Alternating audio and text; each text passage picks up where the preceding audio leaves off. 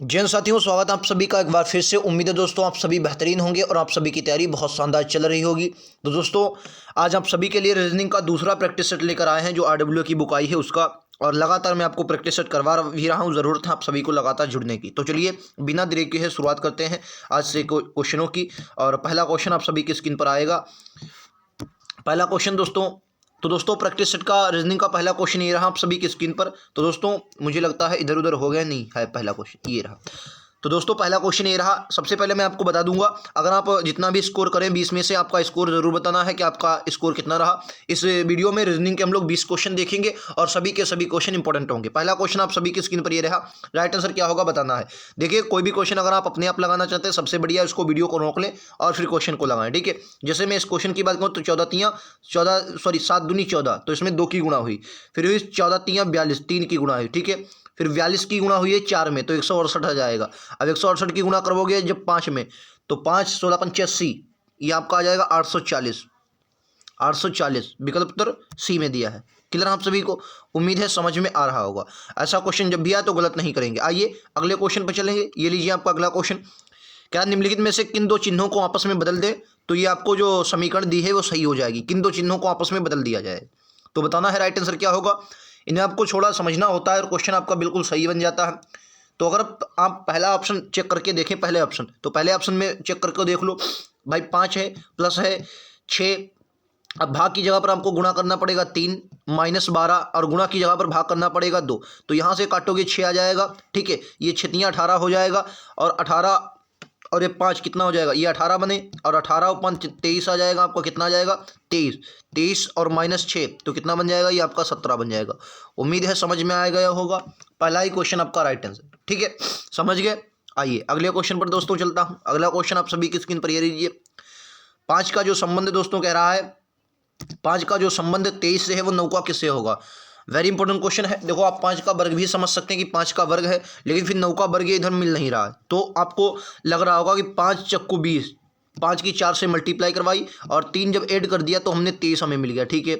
ऐसे ही 9 को पकड़ा, 9 की 4 से मल्टीप्लाई, 9 चौक 36, 36 और 3 कितना हो जाएगा, 36 3 39 हो जाएगा। विकल्प उत्तर ए के साथ जाएंगे। उम्मीद है आप सभी को क्लियर होगा। क्लियर है दोस्तों। आइए अगले क्वेश्चन पर चलते हैं। ये लीजिए आपका अगला क्वेश्चन। बताइए दी गई आकृति में पूरी कीजिए अगली आकृति कौन सी होगी। ये 2 ऑप्शन आगे हैं, इधर हैं, 2 ऑप्शन आपको आगे दिए जाएंगे। देखो अगर मैं देखूं ये आपका बिल्कुल बीच ही में है, सेंटर में है ये गोला, तो आपका गोला तो सेंटर में रहेगा, और दोनों ऑप्शन में सेंटर में गोला रखा भी गया, ठीक है। अच्छा, उसके बाद अगर मैं त्रिभुज की बात करूं तो पहले ऊपर है और ऊपर की ओर है, फिर आपका क्या किया गया है, फिर उन्होंने नीचे की ओर लाए, गोले के नीचे और छोटाक से, ठीक है। फिर अब की बार फिर से ये ऊपर की ओर है, अब की बार ये ऊपर जाएगा क्योंकि भाई नीचे नीचे हो गया, अब की बार ऊपर जाएगा, और ऊपर किधर रहेगा, नीचे की ओर रहेगा, ये इस तरीके से, ठीक है। तो ऑप्शन नंबर आपका ए ही करेक्ट बनेगा। आप देख लीजिए इधर आया, फिर गोले के इधर, फिर से गोले के इधर, तो अब की बार गोले के, देखो ये है गोले के बाईं तरफ, ठीक है, सॉरी दाईं तरफ, अब की बार गोले के बाईं तरफ, फिर गोले के दाईं तरफ आया, तो अब की बार गोले के बाईं तरफ आएगा। तो यानी कि ये वाला चित्र आपका बिल्कुल करेक्ट बनेगा। ऑप्शन नंबर ए के साथ जाएंगे। 2 चित्र आपको आगे भी दिए थे लेकिन इनका कोई मतलब नहीं बनता, ये बिल्कुल सेटिस्फाई नहीं बनते। क्वेश्चन अगला देखते हैं। कह रहा दोस्तों पावर को आपका KLDVI लिखा जाता है तो FAITH को क्या लिखा जाएगा। इंपॉर्टेंट क्वेश्चन, कोडिंग डिकोडिंग का एक क्वेश्चन आपके एग्जाम में जरूर बनेगा। देखो क्वेश्चन ने क्या किया गया है, कुछ नहीं है, सिर्फ और आपसे मुझे लगता है कमला पसंद, कमला पसंद आपने सुना होगा, LOWD, ये आपके सिर्फ विपरीत हैं और कुछ नहीं। तो यफ का विपरीत क्या होगा, ये विपरीत है अगर आपने पढ़ा होगा। तो यफ का विपरीत दोस्तों होता है यू, ए का होता है जेड, और यूजेड वाला आपको ऑप्शन ए ही मिल जाएगा, आपको पूरा देखने की जरूरत ही नहीं है। ऑप्शन नंबर ए के साथ जाएंगे। उम्मीद है आप सभी को क्लियर होगा और समझ गए होंगे। आइए अगले क्वेश्चन पर चलते हैं। क्वेश्चन नंबर 6 बताइए। इसमें आपको विषम चुनना है, मतलब 4 शब्द दिए हैं, इनमें ये क्लासिफिकेशन के क्वेश्चन होते हैं। 3 आपको एक तरीके के दिखेंगे, चौथा अलग है, वही आपको बताना है। बताइए राइट आंसर क्या है। अगर आप इन संख्याओं को देखेंगे तो मुझे लगता है सभी, ये भी अभाज्य संख्या है, ठीक है। नहीं ये अभाज्य संख्या नहीं भैया, 31 है लास्ट में, ये अभाज्य संख्या नहीं है। 84 54 64 10 क्या रहा है।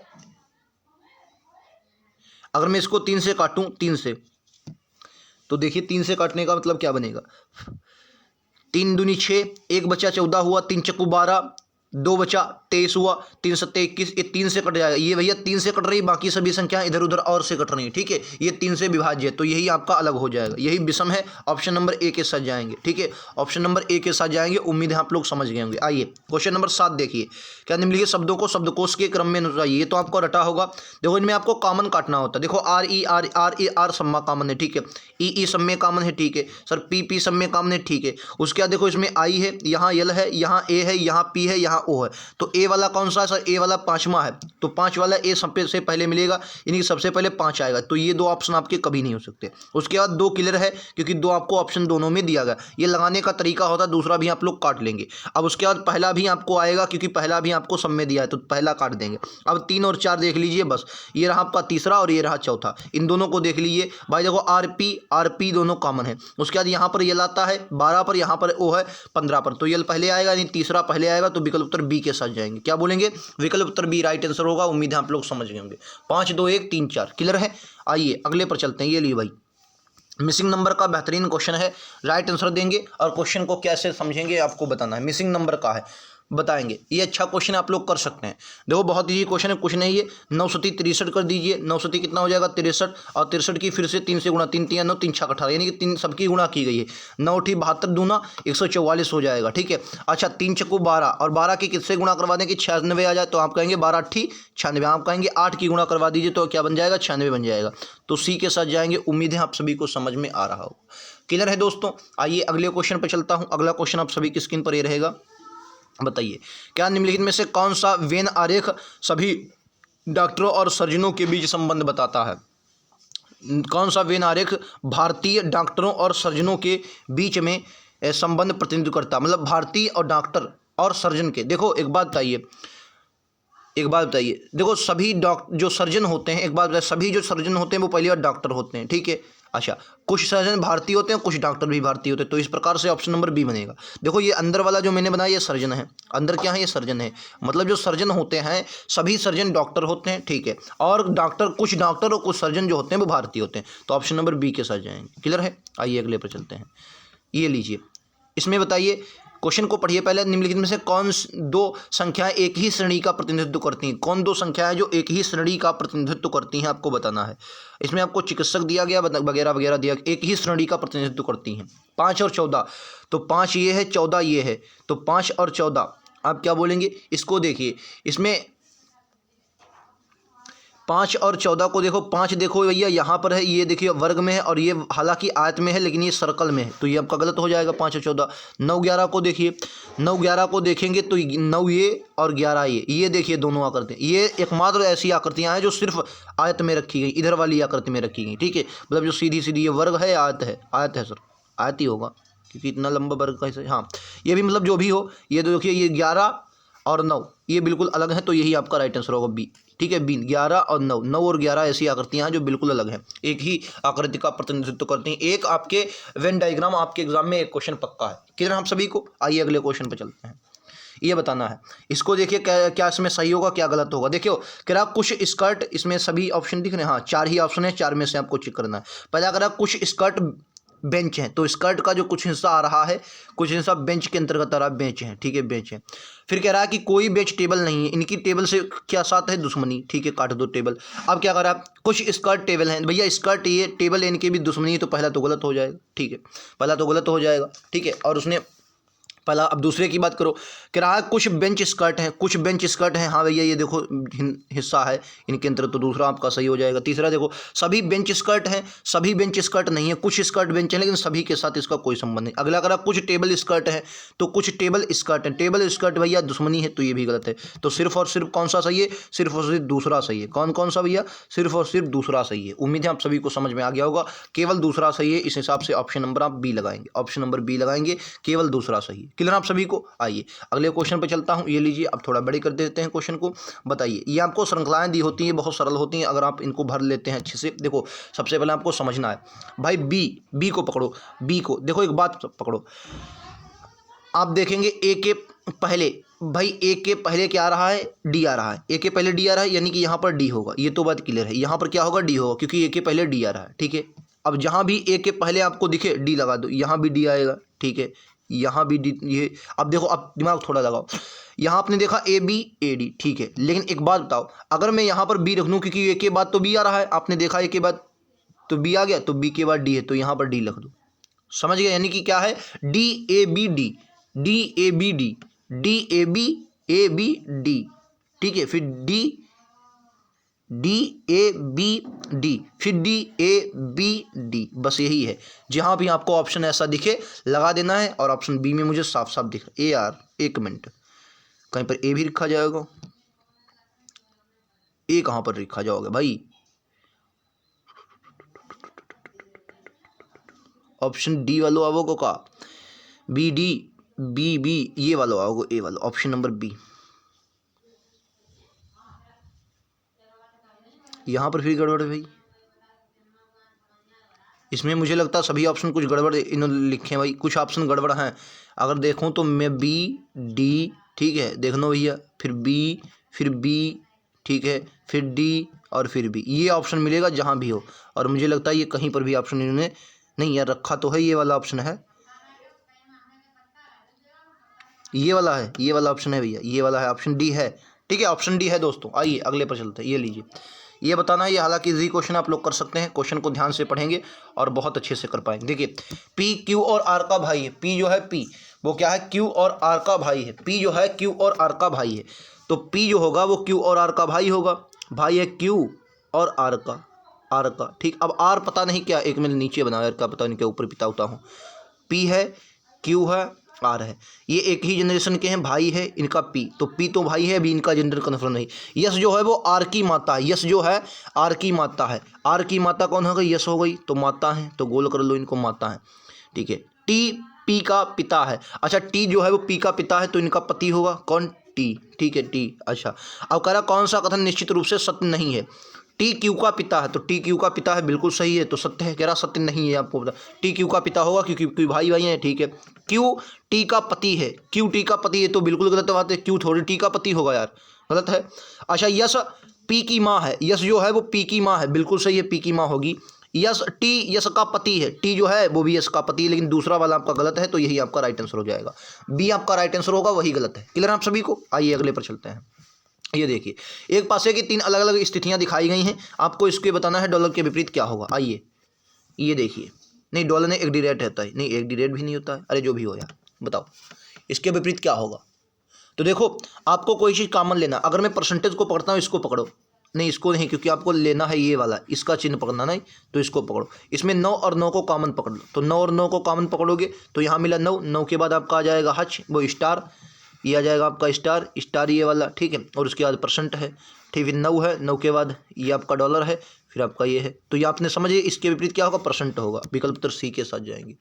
अगर आप सभी को उम्मीद है समझ गए होंगे, तो इसका राइट आंसर क्या होगा, सी होगा। आइए अगले पर चलते हैं, ये लीजिए, ये देखिए, दिशा परीक्षण से पिछली बार मैंने आपको बताया था कोई भी क्वेश्चन नहीं आया है, मैंने कई शिफ्टें देखी हैं, तो लेकिन इसमें रखा है पीडीएफ में, तो लगा लीजिए। रवि 8 किलोमीटर उत्तर पूर्व की ओर, तो रवि में मान लिया यहाँ पर था 8 किलोमीटर उत्तर पूर्व, यानी कि इस दिशा में चलेगा, उत्तर पूर्व इस दिशा में चला, ठीक है, कितना 8 किलोमीटर, ठीक है भाई 8 किलोमीटर चला, ओके।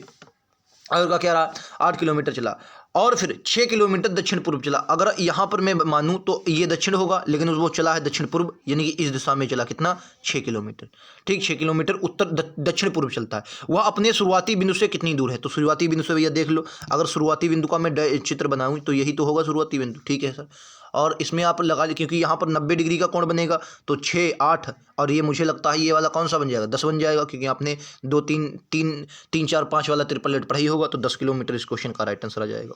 उम्मीद है समझ गए होंगे, 3 4 5 वाला आपने ट्रिपलेट पढ़ा होगा। आइए अगले क्वेश्चन पर चलता हूँ, ये लीजिए, ये आकृति आपको दी गई है, दर्पण प्रतिबिंब रखा है, तो बताना है कौन सा। देखो एक बात बताओ, इसमें आप समझो, थोड़ा दिमाग लगाना है, ये देखो एक दूसरे के मतलब ये क्या है, पलटना है आपको, समझो भाई। एक बात बताओ, यम जो होगा पहले तो यहाँ पर बनेगा, तो ये तो गलत हो गया।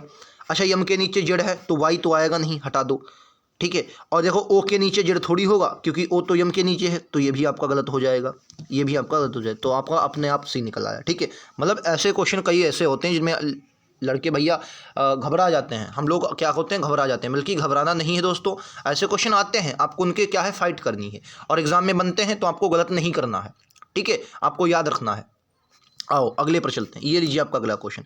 ये देखिए एक रखा गया है, मतलब ये पूरा फिर है, इसमें क्वेश्चन जो पूछा गया ए के विपरीत आपको बताना है। तो आइए इनको हम ड्रॉ कर लेते हैं चित्र को। कह रहा 8 मित्र हैं ABCDEFG, तो एक गोलाकार मेज पर हैं, तो 8 मित्र बना लेते हैं। 1 2 3 4 5 6 7 8, ठीक है 8 मित्र होगा। आइए भाई 8 मित्र के एक दूसरे के और बीच समान दूरी पर बैठे हैं, ठीक है, केंद्र की ओर मुख करके बैठे हैं। डी एफ और एच के बीच में बैठा। अच्छा डी जो है वो एफ और एच के बीच में बैठा, एफ और एच के, तो डी दोस्तों यहाँ पर होगा, एफ मैंने मान लिया यहाँ पर है, एच मान लिया यहाँ पर है, मान लो एच के बीच में बैठा, ठीक है बीच में बैठा। ए जो है बी और जी के बीच में बैठा, ए जो है बी और जी के बीच में बैठा, ए बी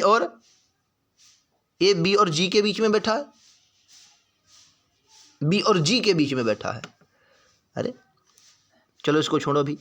सी ए के दाएं से तीसरे स्थान पर, सी जो है ई डी के दाएं दूसरे स्थान पर है।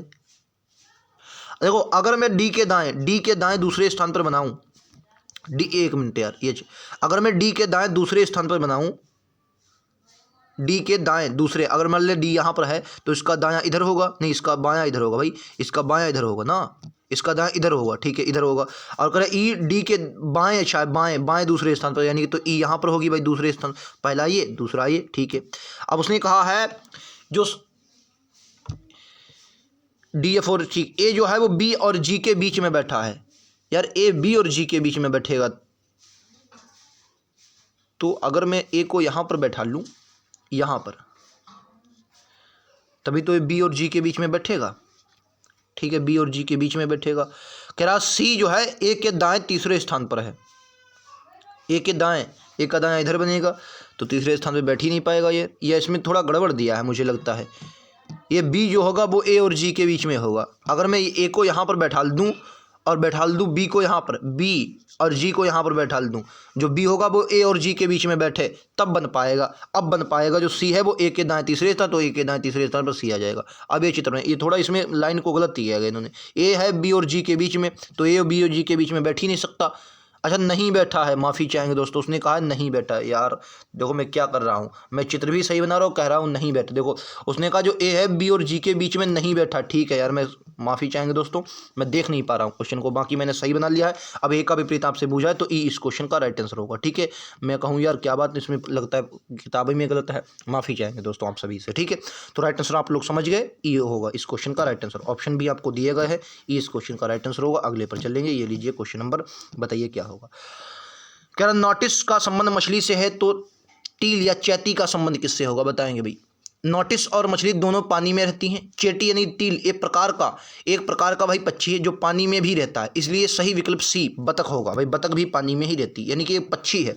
तो भाई डॉल्फिन तो पानी में रहती है, लेकिन डॉल्फिन तो पक्षी नहीं है, तो ऑप्शन सी के, क्योंकि बतख एक पक्षी है। अगला, त्रिभुज कितने होते हैं, इनमें कुछ नहीं होता है आपको, मतलब बहुत सिंपल होता है। ऐसे त्रिभुज जब भी आए तो इनको देखो पहले नंबरिंग कर लो, एक मिनट यार, 1 2 3 4। अब इनको सबको जोड़ लो, सबको जोड़ो तो कितना बनेगा, 4 3 7 7 2 9 9 1 10 10 बनेंगे, यानी कि 10 हमें इस वाले चित्र से मिलेंगे, ठीक है 10 हमें इस वाले चित्र से मिलेंगे, ठीक है, और 10 हमें इस वाले चित्र से मिलेंगे। ये हमें कितने मिलेंगे, 30 मिलेंगे, ठीक है 30। एक ये वाला मिलेगा, ये हो गए 31, और एक भी बड़ा वाला, एक बड़ा वाला, तो कितने हो गए 32 हो गए, ठीक है 32 हो गए।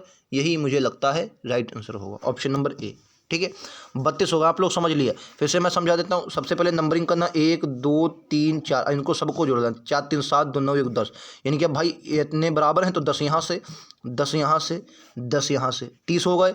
एक ये वाला 31 और एक ये बड़ा वाला 32, ऑप्शन ए, ठीक है। आओ अगले पर चलते हैं, बताइए राइट आंसर। कह रहा है प्लस को भाग माइनस को प्लस, गुणा को माइनस और भाग को गुणा कहा जाए तब क्या होगा, इसका बताना है राइट आंसर क्या होगा। आइए इसको देख लेते हैं भाई। देखो 20 है, अब गुणे को क्या लिखा गया है, तो आप कहेंगे गुणे को माइनस नहीं, गुणे को माइनस, ठीक है माइनस नहीं, गुणे को माइनस, ठीक है 12। और प्लस को क्या लिखा गया है, प्लस जो है प्लस को लिखा गया भाग बटे 4 आ जाएगा, ठीक है 4 और 4। माइनस को 8, तो माइनस को क्या लिखा जाएगा, माइनस को प्लस 8 और भाग को गुणा कहा जाए 4। अब बताने भाई, देखो अब इसको काटा पीटी कर लो, 4 से काटोगे 3 पर जाएगा, 4 3 12, ठीक है। ये आपका 20, 8 चक्कू 32, 20 माइनस 3 प्लस 8 चक्कू 32, ठीक है। तो ये 3 गया, जब 20 में से 3 गया 17, 17 और 32 जोड़ दोगे तो 7 2 9 4, 49 राइट आंसर होगा। विकल्प उत्तर सी में है, 49 राइट आंसर होगा। सी इस क्वेश्चन का राइट आंसर है। तो ये थे आज के दोस्तों क्वेश्चन, 20 क्वेश्चन हमने यहाँ पर समाप्त किए। स्कोर जरूर बताएं कितना रहा। अगर आपने अपने आप हल किया है तो बहुत बेहतरीन बात है, नहीं हल किया है तो दोस्तों हल करने की कोशिश करें। अपने आप जितना बेहतरीन करेंगे और आप सभी के लिए इतना ही बेहतरीन होगा। उम्मीद है आप सभी को बेहतरीन से सेट समझ में आया होगा। ठीक है, तो मिलते हैं अगले वीडियो में। आज के लिए इतना ही। थैंक यू दोस्तों। जय हिंद, जय भारत।